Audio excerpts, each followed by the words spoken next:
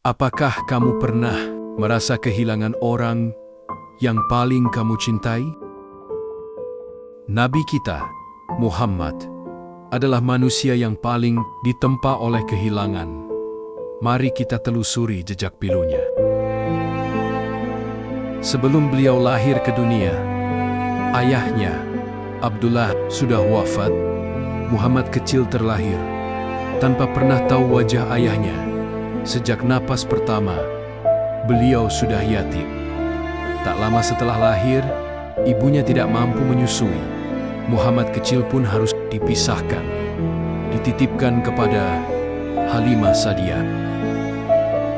Bayangkan, seorang bayi harus LDR dengan ibunya selama 4 tahun. Rindu seorang anak pada pelukan ibu harus dipendam sejak awal kehidupan.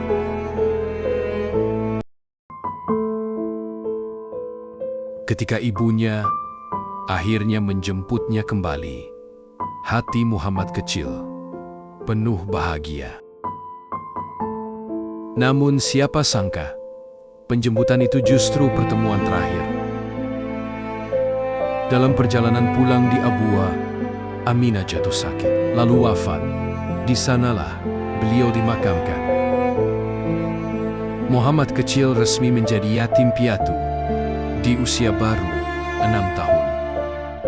Setelah itu, kakeknya, Abdul Muthalib, merawatnya penuh kasih, namun kebahagiaan itu singkat. Di usia 8 tahun, kakek tercinta pun wafat. Sepeninggal kakeknya, Nabi diasuh oleh pamannya, Abu Thalib. Namun berbeda dengan kebanyakan anak Muhammad kecil, tidak banyak ditemani. Sebab sang paman harus berdagang berbulan-bulan, bahkan bertahan-tahan lamanya. Pertemuan Nabi dengan pamannya hanya sekejap, sekilas, lalu ditinggal lagi. 42 tahun kemudian, di usia 50 tahun, paman beliau, Abu Thalib, wafat. Sosok pelindung yang selalu membela Nabi dari kebencian Quraisy hilang untuk selamanya. Tak lama setelah pamannya pergi, luka Nabi semakin dalam. Khadijah, istri tercinta, wanita yang selalu menjadi rumah bagi hatinya, tempat beliau melepas lelah, tempat beliau pulang, wafat dalam pangkuan Nabi. Bagaimana hati Nabi saat itu? Sosok yang selalu menguatkan, menutup mata di pelukannya sendiri. Itulah sebabnya tahun itu disebut Amul Husni, tahun kesedihan dan kehilangan terbesar berikutnya. Nabi diusir dari tanah kelahirannya sendiri.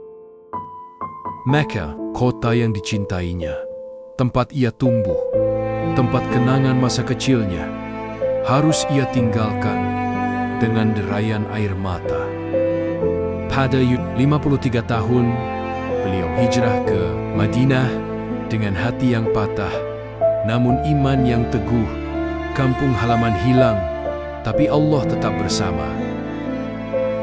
Namun ujian itu belum berakhir. Satu persatu putra-putri beliau meninggal mendahuluinya. Qasim, Abdullah, Ruqayyah, Ummu Kulthum, dan Zainab. Semua pergi, satu demi satu. Yang tersisa hanyalah Fatimah. Namun, Fatimah pun akhirnya dipeluk oleh suaminya, Ali bin Abi Thalib, hingga tak lagi sepenuhnya bersama beliau. Sejak lahir hingga menjelang wafat, satu demi satu orang yang beliau cintai direnggut darinya. Bahkan tanah kelahirannya pun harus ia tinggalkan. Hingga akhirnya yang tersisa hanya satu, Allah, satu-satunya tempat bersandar. Maka jika engkau merasa kehilangan, ingatlah, Nabi pun pernah kehilangan, lebih dari yang bisa kita bayangkan.